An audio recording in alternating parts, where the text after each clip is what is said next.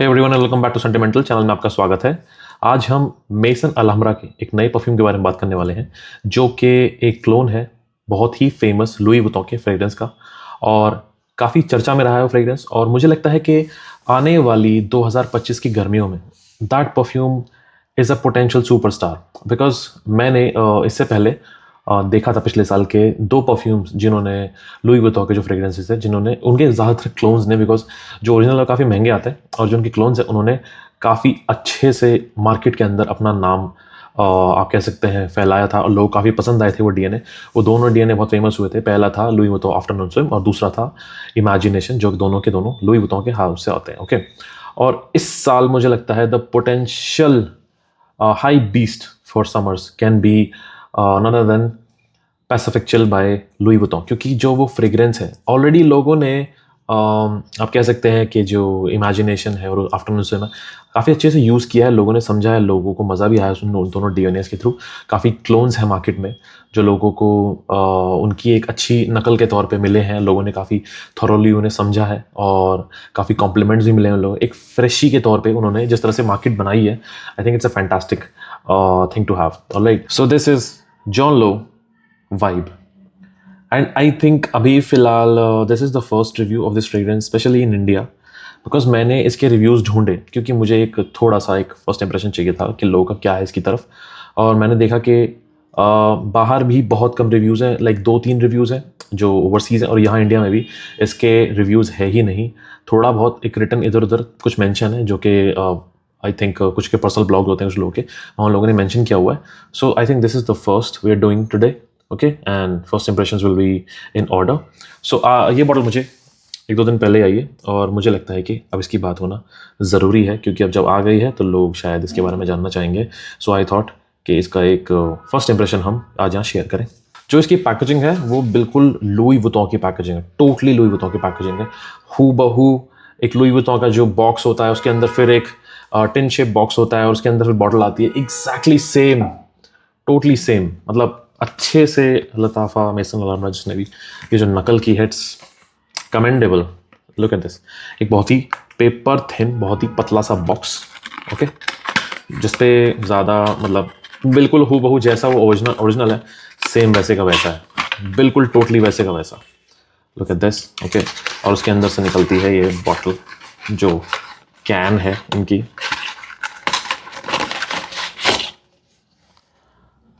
और इसके अंदर बॉटल फिट हो जाती है इस तरह से।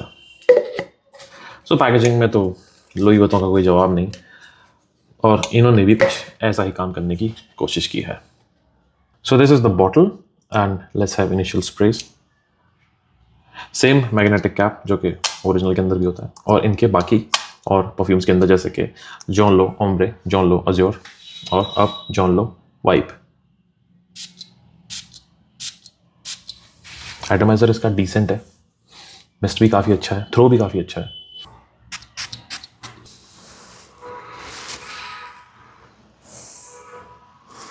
स्टार्टिंग में यहाँ आपको मिलता है लेमन, बट नो स्ट्रक्चर में कहते हैं सिट्रॉन। सिट्रॉन ऐसा लगता है कि लेमन का एक प्रेडिसेसर, और सिट्रॉन काफ़ी बड़ा होता है, लाइक ऐसा होता है, वो बिल्कुल सर्कुलर नहीं होता, ओवल शेप में होता है, ओके।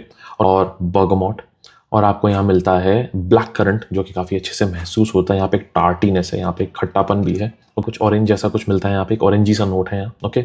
और उसके बाद यहाँ पे आपको मिलता है एक मिंट का एलिमेंट। यहाँ मिंट स्टार्टिंग में है, ज़्यादा आगे तक नहीं चल रहा है, यहाँ मिंट बहुत ही बिगनिंग में हल्का सा महसूस हो रहा है। और अब यहाँ पे एक रिफ्रेशिंग कड़वी खट्टी सी एक यहाँ पे एक आप कह सकते हैं एक ऑरेंज की और सिट्रॉन की जो पूरी एक वाइब है वो यहाँ क्रिएट हो गई है, ओके, जो कि बहुत रिफ्रेशिंग है, बहुत ही अल्ट्रा सेंचुअल और रिफ्रेशिंग और बहुत ही टैंगी खट्टी, ऐसी इस टाइप का कुछ आप इमेजिन कर सकते हैं।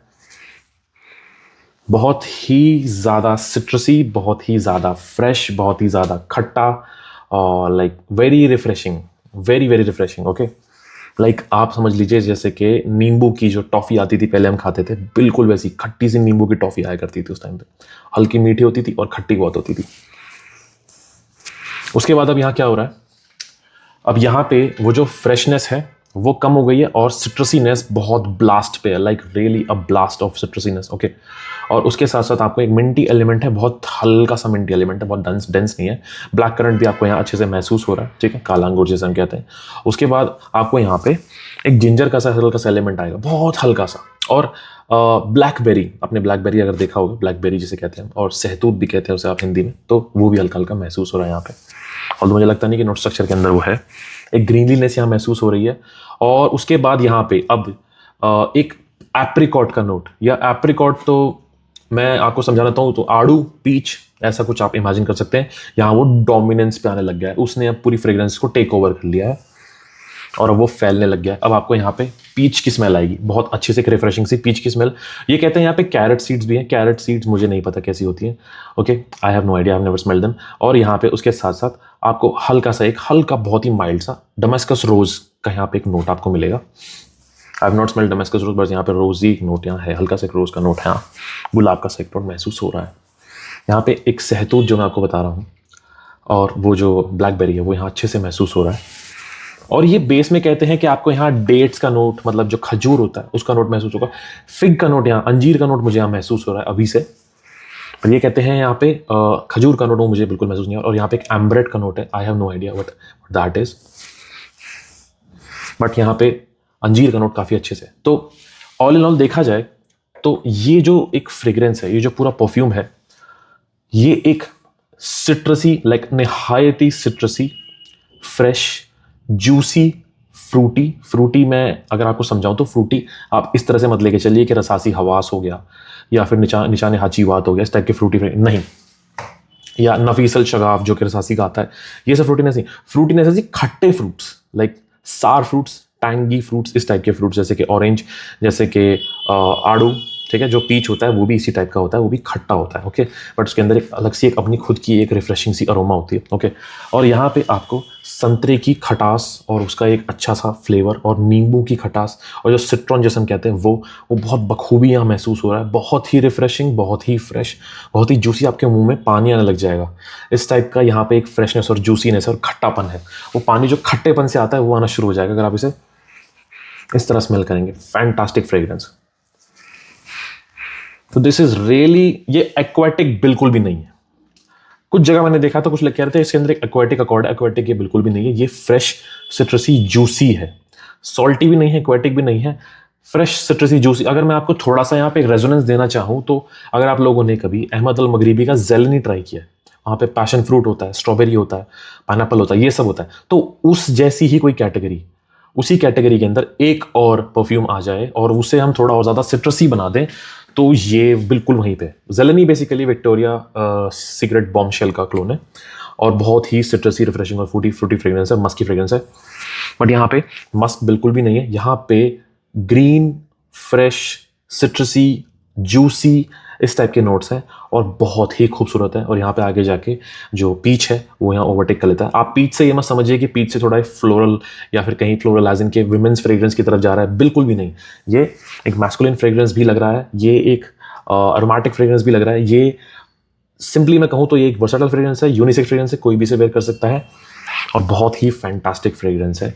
मुझे ज़्यादातर यहाँ पता नहीं क्यों ब्लैकबेरी का नोट आए जा रहा है जो कि नोट स्ट्रक्चर में नहीं है, बस पास से स्मेल करने में अच्छे से आता है। उसके साथ साथ जो हम पीच की बात कर रहे हैं बहुत बेहतरीन है और यहाँ पे हल्का सा ट्रांजिशन भी है। स्टार्टिंग बहुत फ्रेश, मिंटी, जूसी है, अब ये थोड़ा सा खट्टा और पीच की डायरेक्शन में और थोड़ा सा जूसी, और मतलब जो सावरीनेस है वो ज़्यादा बढ़ गई है, स्वीटनेस कम हो गई, स्वीटनेस स्टार्टिंग में थोड़ी महसूस होती है, ओके। और अब ये एक खट्टा सा फ्रूट और उसी का पूरा यहाँ पे एम्बियंस चलता जा रहा है। इसके अंदर बिल्कुल भी एक्वेटिकनेस नहीं है, बिल्कुल भी। ये मुझे लगता है it's a fantastic fragrance for summers, coming summers, आने वाली समर्स के लिए फैंटास्टिक फ्रेग्रेंस है, लोगों को बहुत पसंद आएगा, लाइक फैंटास्टिक फ्रेग्रेंस, ओके। और जो लोग इमेजिनेशन और आफ्टरनून स्विम इस जैसे डीएनए से थोड़ा ऊब गए हैं तो मुझे लगता है लुई वुइटन का अगला एक कंटेंटर ये बहुत अमेजिंग फ्रेग्रेंस बन सकता है। और जिस कैटेगरी में आता है मेसन अलहम्ब्रा के जॉन लो सीरीज़ के अंदर जो आता है, काफ़ी एक अच्छा स्टैंड आउट करने वाला फ्रेग्रेंस है। अभी तक इसका ज़्यादा रिव्यूज़ है नहीं, बट मुझे लगता है जो लोगों के पास ये आएगा तो इसके रिव्यूज़ भी अच्छे से आएंगे, लोग और ज़्यादा अपने तरीके से अपना अपना टेक देंगे, अपनी बात करेंगे इसके बारे में, और करनी भी चाहिए। फ्रेग्रेंस काफ़ी अच्छा है। हाँ, एक चीज़ मैं यहाँ शेयर करना चाहता हूँ, इसका जो इनिशियल इंप्रेशन में मुझे अभी जो परफॉर्मेंस इसकी मिली है वो मिली है 4 से 5 घंटे स्किन पे, ये स्किन पे 4 से 5 घंटे तक आपको ऐसे महसूस करना पड़ेगा। तो आपको 4 से 5 घंटे तक ये महसूस होगा।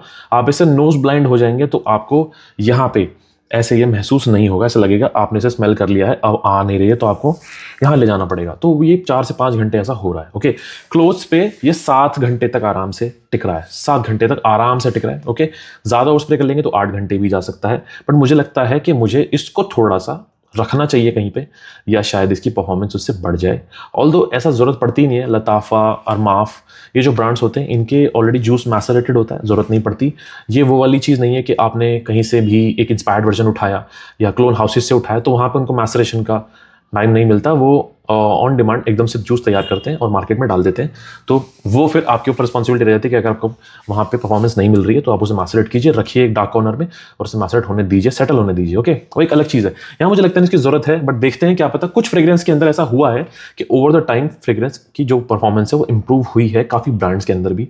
तो मैं इसे मौका देना पसंद करूँगा। देखते हैं आगे अगर कुछ चेंज हो जाए, कुछ ऐसा मुझे लगे कि हाँ भाई परफॉर्मेंस की बढ़ गई, तो मैं ज़रूर यहाँ पे चैनल पर अपडेट करूँगा, एक पोस्ट के थ्रू या एक शॉट के through. I will definitely update it. Okay, और कोई भी इसके आसपास कोई कंटेंडर आता है जो उससे टक्कर लेगा और मुझे लगेगा वो बेहतर है, तो मैं वो भी जरूर शेयर करूंगा। Okay, so this was John Lo vibe.